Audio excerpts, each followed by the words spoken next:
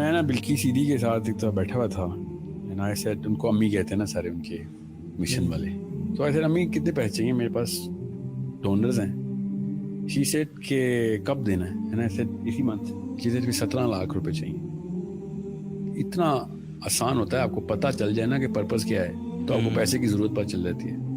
ورنہ مجھ سے کوئی پوچھے نا کتنے پیسے چاہیے تو میں 10 کروڑ ہی مانگوں گا کہ دینے آیا بندہ تو سب کچھ دے. She said نہیں 17 لاکھ ہے نا. اس کے بعد She said اس سے پہلے تو دیتا رہے, اس کے بعد بھی اللہ تعالیٰ دیں گے. میں جتنی ضرورت ہے اس سے زیادہ نہیں کبھی بھی مانگوں گی.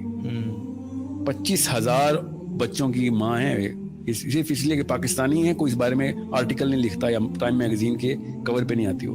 25,000 بچے پال رہی ہو. یہ وہ پاکستانی مسلمان ہے جو اپنا بچہ کوڑے میں پھینک جاتے ہیں تو وہ اٹھاتی ہے کہ کوڑے میں کتے کھا رہے تھے بچے کراچی میں, آپ کو پتا ہے کیا حالات ہیں مسلمانوں کے, اور وہ پال لیتے کہ یار خدا کا واسطہ کوڑے میں تو نہ پھینکو بچہ, انسان کا بچہ پھینک رہے ہو. I am giving an example here کہ جس بندے کا پرپس کلیئر ہوتا ہے وہ پیسوں کے لیے نہیں کر رہا ہوتا, پیسے اس کے استعمال میں آ رہے ہوتے ہیں, پیسے اس کا مقصد نہیں بنتا.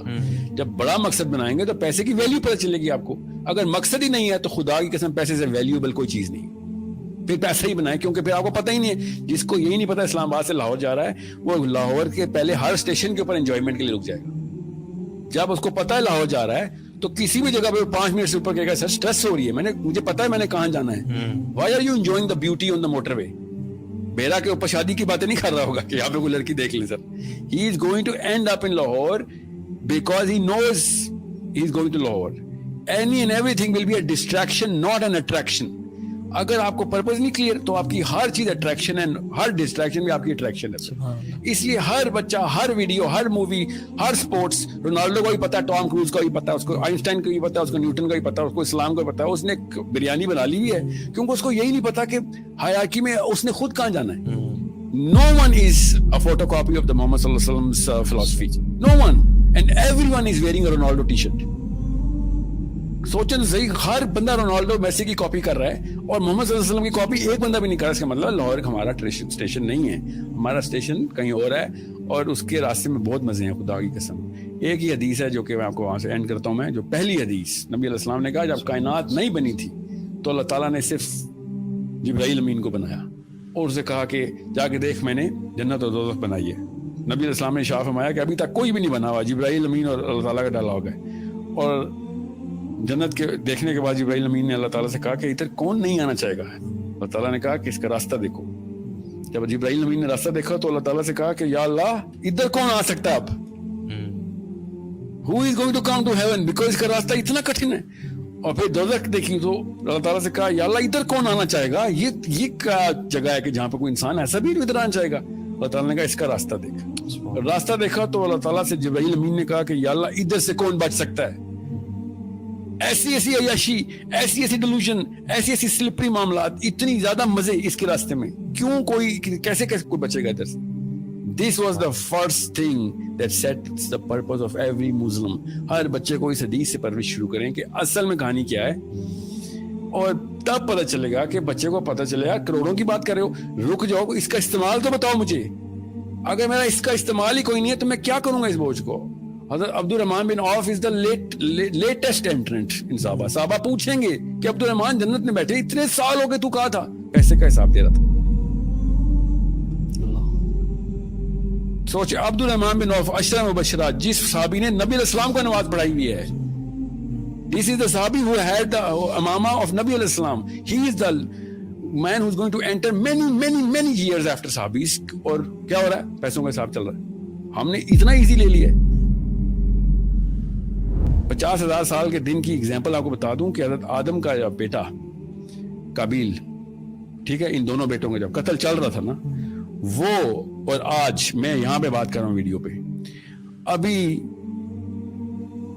فجر کی اذان نہیں ہوئی حشر کے دن میں قابیل نے قتل کر دیا, اور آج ہم سیشن کر رہے ہیں. اتنا ٹائم ہوا ہے, اتنا ٹائم ہو گیا کہ سارے نبی آ چکے ہیں, ساری سیولائزیشن ختم ہو چکی ہیں, سب کچھ ہو چکا ہے.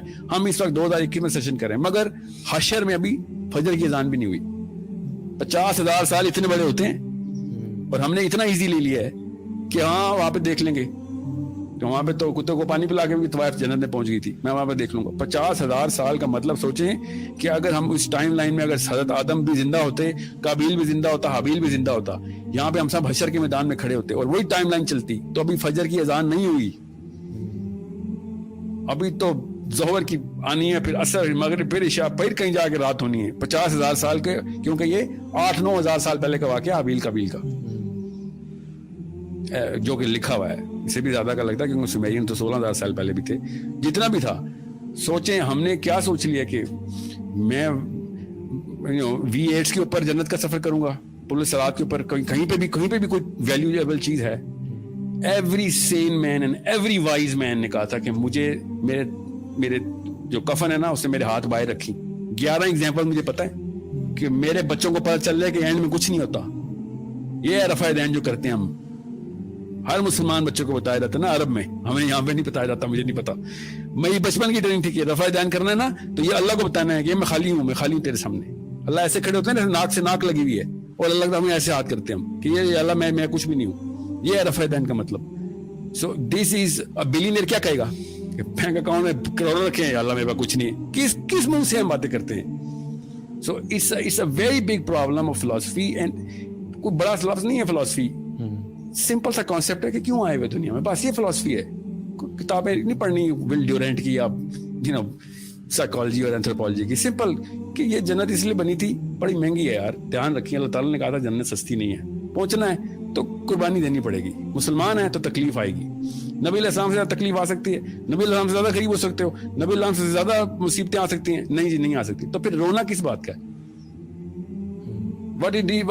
کیسا کیا ہوگا جو نبی علیہ السلام کے ساتھ نہیں ہوا ہوا؟ آپ کو یہ مسلمان لکھ کے بتائے مجھے کہ میرے ساتھ وہ کچھ ہوا ہے جو تکلیف نبی علیہ السلام پہ بھی نہیں آ سکتی. میں بتاتا ہوں اس کو پھر کہ اس نے کون سا نبی پڑھا ہے.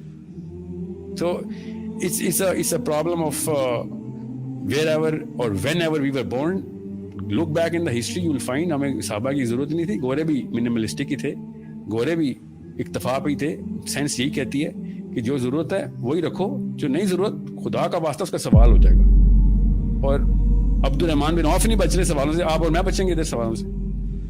So I hope everybody is clear کہ رزق نعوذ باللہ اس کے خلاف کوئی نہیں مسلمان ہو سکتا, مگر رزق خود بناؤں گا اس کے خلاف ہر مسلمان کو ہونا ضروری ہے.